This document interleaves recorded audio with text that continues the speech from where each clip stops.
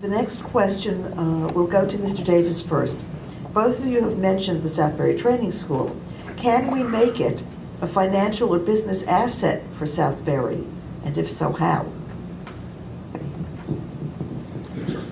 We can't do anything with the Southbury Training School until the state makes up their mind what they're going to do with it. And as far as I can find out, they have no plan. We have had a seat at the table, as Ed says, since 1993. We have had our state legislators. They are on the board of trustees at the training school. The state was at a loss of what to do with the training school because they were involved with a federal lawsuit that prevented them from closing the training school or moving people out of there without their consent. And many of these people over there have lived their entire lives there, and they and their custodians do not want them moved. So it becomes the only way that they can move from the training school is when these people die and through attrition.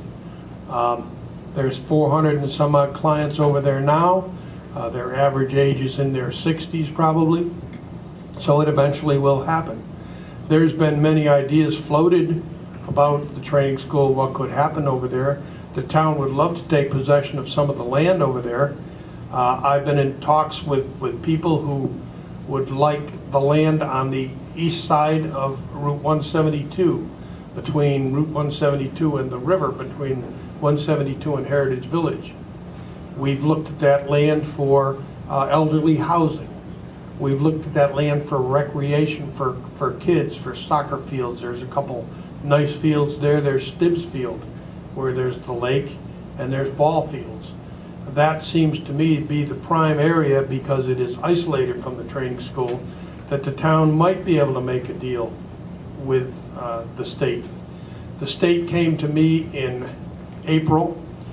They had 8 acres of land over by the sewer plant, which they were closing down, and they were going to declare it surplus land and offer it to the town.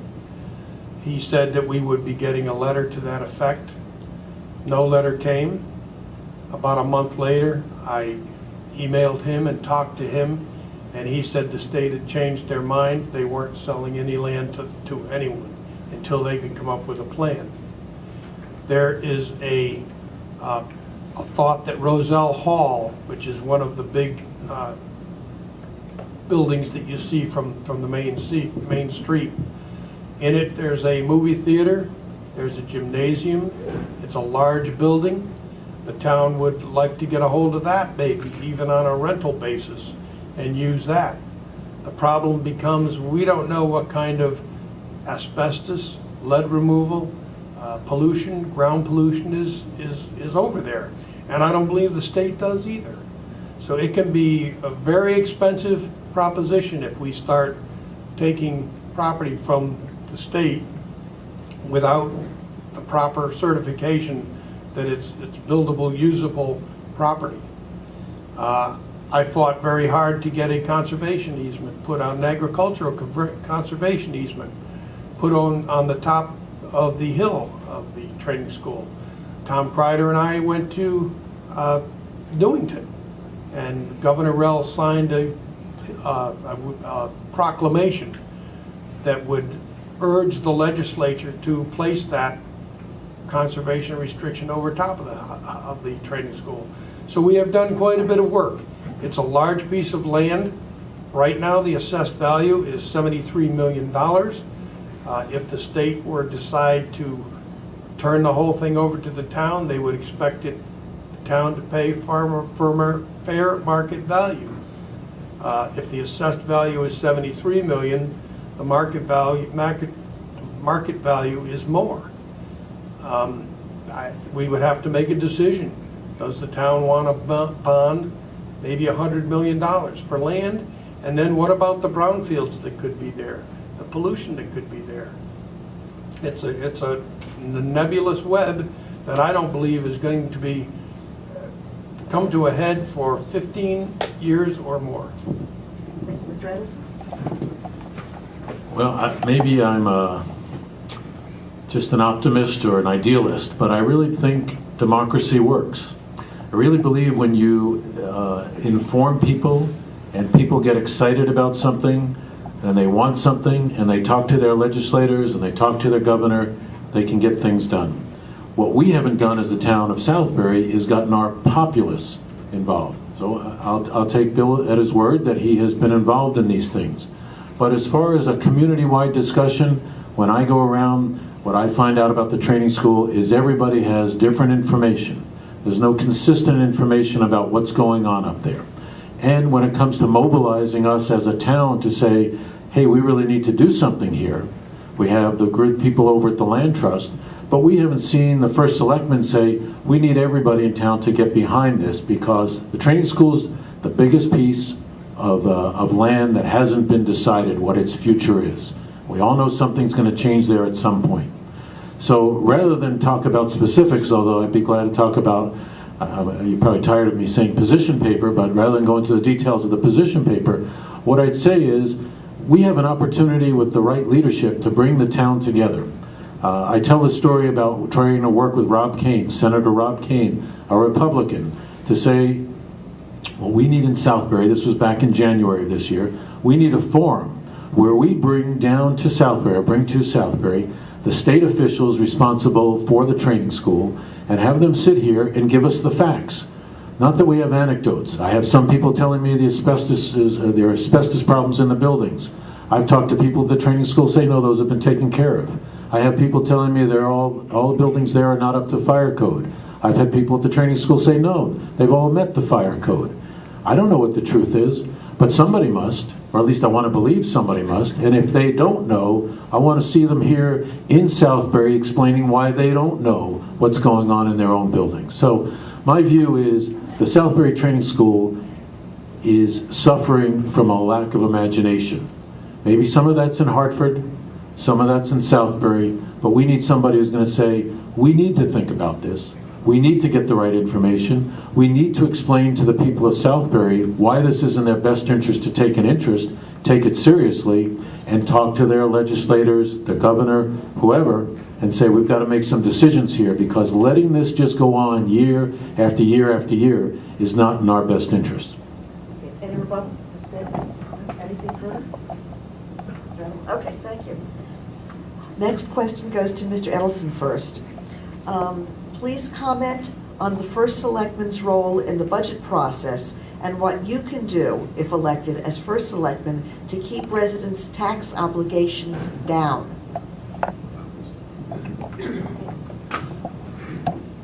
Well, the word budget process immediately brings to mind the procedure we go through in the spring of the year. I guess we begin around April, and the First Selectman works with his departments to bring forward the budgets of the departments, and then it gets reviewed. And my understanding, or my feeling as a member of the Board of Finance, is from a process point of view, it's working pretty well. As a First Selectman, what I think it's lacking is that we have too many discussions that are abbreviated about how, we don't have enough discussions about efficiencies because we're too time constrained to try and get through the budget process, because we have obligations per the charter to have the budget ready for vote at a very particular time. This goes back to the question to some degree about volunteerism. We have too many volunteers being asked to do the wrong work. They're being asked to do the work that staff should be doing, staff in town hall.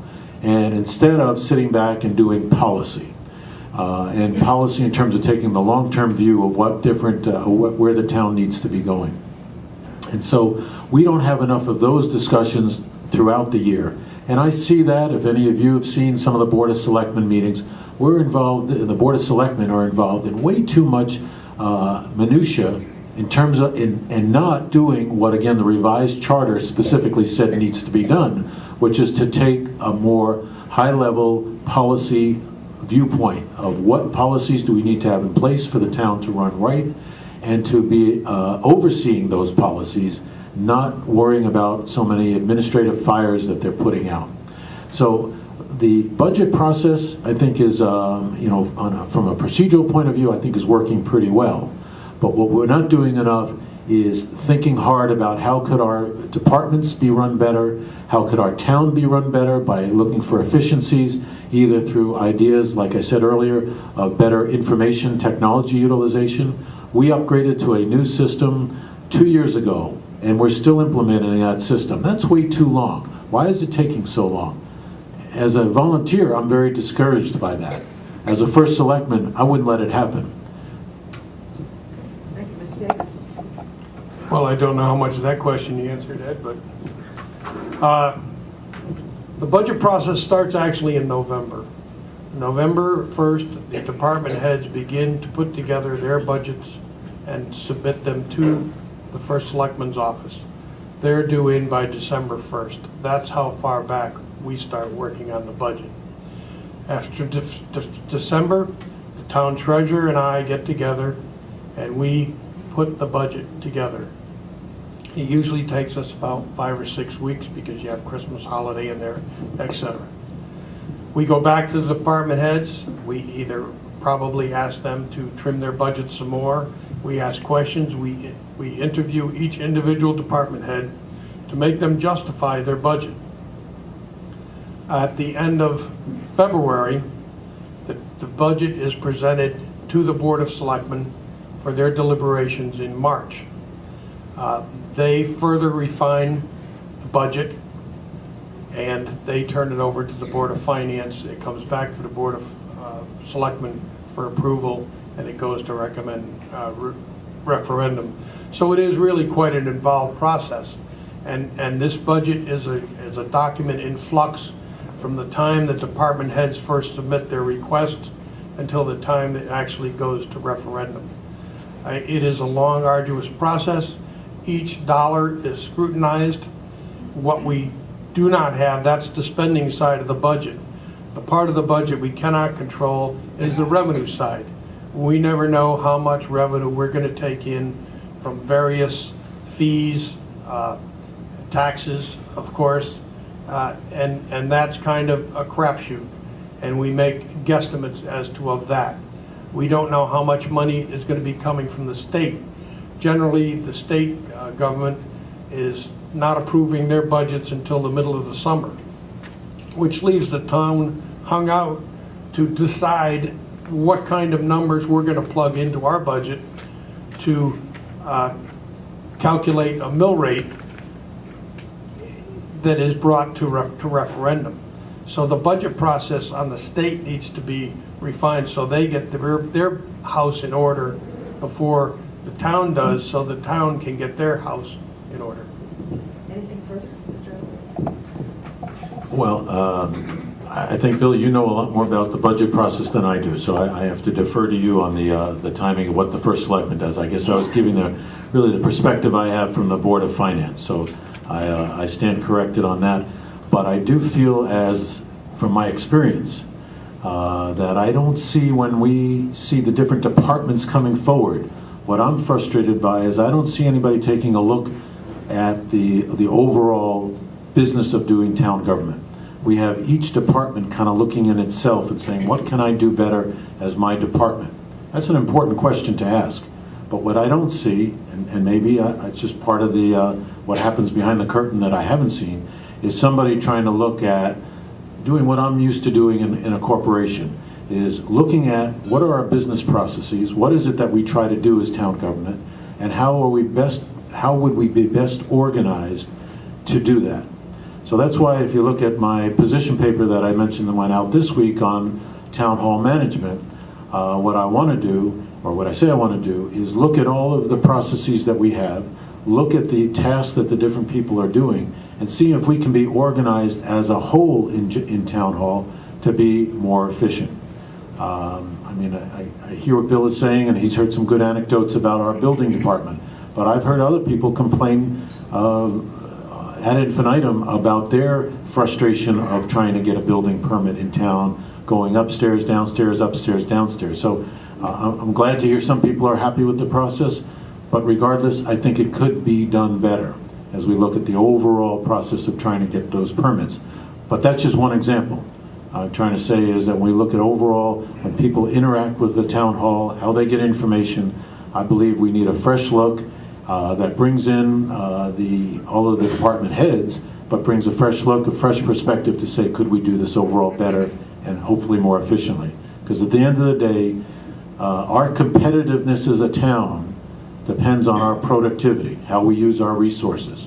Our resources mostly are our people. Thank you. Anything further, Mr. Davis? Just quick. The department heads at Town Hall have been in their positions for 10, 15, 20 years and more. They do know their jobs. They do know what they're doing. I've been there 3 years. They know a lot more than I do about their department. Invariably, I find that people who come to my office to complain about the building department process are people who want to circumvent that process or cut corners. As we used to say in planning, if you don't demand quality, you won't get quality. Developers are in business to make money, and we're in business, the town, to demand that they do what the regulations say they do. And invariably, what happens is you have developers that are trying to circumvent the process. All right. Thank you both very much. The next question goes to Mr. Davis first, and we've gotten a couple of versions of this. What do you see as Southbury's role in the region, both the Tri-Berry region and the Greater Waterbury region, and how can Southbury work collaboratively within the regions? Thank you, very good question. We right now participate in the Pomperaug Valley Department of Health, which is a 3-town regionalization of the health department, which has been in effect for many years and works quite well. When this whole dispatch function idea came up, the state would really like us to regionalize with other towns. We are very receptive to that. I had some informal talks with Middlebury and Woodbury to make that happen. It's a very difficult and thorny situation, and you can't regionalize by yourself. You need a dancing partner, which is really where it comes to. We have regionalized, or the state actually has regionalized the probate court system, which is now located in Southbury. I worked very hard to get that located in Southbury, because Southbury is the greatest user of the probate system. We have the Elderly and Heritage Village, and we have the Southbury Training School. The probate courts also manage the mentally disabled. We worked very hard. We set aside the space down in the first level of Town Hall specifically for the court, and fortunately we did, because that was really what tipped us over to that system, because the probate court was governed by a judge from Watertown who wanted it up his area. It's been working for all accounts very well. Regionalization is not an easy thing to do. We've talked about regionalizing the police dispatch. It becomes a question of control. Police are very big on controlling their own destiny. They don't want to give up anything. There's also the meshing of protocols. What happens when a call comes in? How does the dispatcher process that call? All towns have different ways of doing that, and so there has to be one protocol for one system. In theory, dispatching of emergency services could be done from Des Moines, Iowa. It really is not, with the new computers and the high-speed telephone connections. There's really no reason why it has to be done in-house. Newtown, Brookfield, Bethel, I believe it was, talked very seriously about regionalizing all their dispatch services. And from the last talks I've heard, that has fallen apart. We have a regional school system. It works fine for Southbury. If you ask that same question to Middlebury, you might get a different answer. But there are regionalization opportunities out there, and we're always looking for them. Our regionalization partners, really for geography, are Roxbury, Woodbury, Middlebury, and Oxford. Newtown is a larger town, and it kind of separates from across the river. But those are the towns really that we would have the most opportunity to regionalize with. Okay, thank you. Mr. Edelson. Well, I think the fundamental building block of any regionalization effort is building trust. I used to use the expression of you have to make your friends before you need them. So you can't just go in and say we need to regionalize. You need to start talking and build relationships with all of the other entities that are involved and building trust with them to make better use of them. I was disappointed by an activity that came forward by the Pomperaug Health Department, the regional health department that Bill referred to. They won a grant from the Center of Communicable Diseases, I think now it's changed its name, but basically to try to improve our environment. Recognition that our environment is really a key driver to long-term health. We're spending a lot of money as a nation on health. A lot of these are problems that are created by the poor quality environment that we have, not just in terms of the hazardous materials that might be there or the pollutants, but the lack of parks, the lack of recreational facilities. And so this grant was awarded to our health department that's located right here on Main Street South. And they went forward with this, but no one had told them about all the other activities we had already started as Southbury and Region 15 to look at the health and quality of life for our youth. We'd already conducted, the Board of Selectmen, Ed Gittens and Chad Landman, had spearheaded an effort to have a survey done of all of our high school students. And that was about a year and a half ago, I think that was completed, to see what they were concerned about as far as youth activities. And as many of you know, tonight there's a review over at the high school of something called the Search Institute, which is a very comprehensive survey to look at the factors that affect the quality of life for our students throughout all of our schools. And here comes this third thing, and who's telling them that these survey information is already available? They should be using this. Well, they had no idea about it when I first went to talk to them. That's what you get when you have cooperation. That's how you eventually build good regional bonds, good regional activity. I'm a very strong believer in regionalization as a path. I agree completely with Bill that it's very difficult to do in Connecticut. As I say, when you move to Connecticut, the first number you learn is 169. 169 towns, and each one of them think they know best how to do things. And that's a very hard thing to break down. So it's not going to come easy.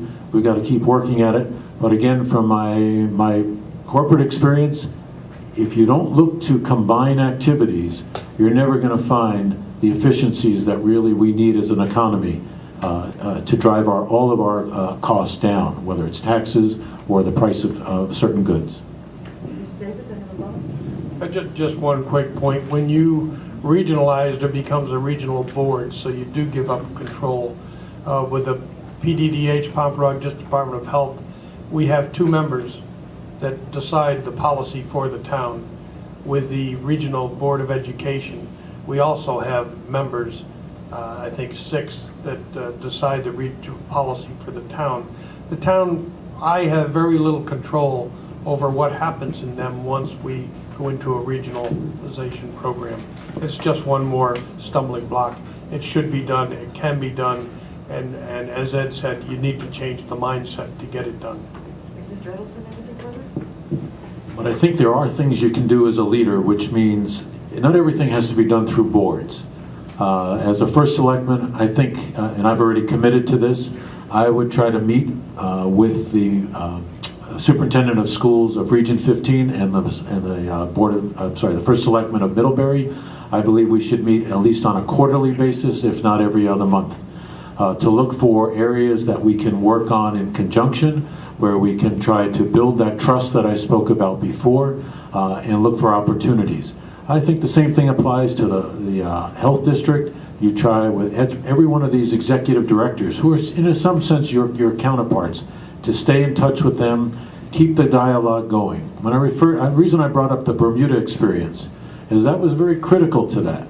You got to keep talking to people. I don't know, I wish there was a better way, but if you don't keep communicating and keep those doors open, two-way communication, they know they can call you and tell you what's going on. They shouldn't read about things in the paper about what's going to happen next in Southbury. That should come from the First Selectman. If it affects their business, whether it's or their activity, whether it's the health department, the school, or any other regional activity. We don't do some rebuttal today, sorry. Maybe this will come up in the next debate. Okay.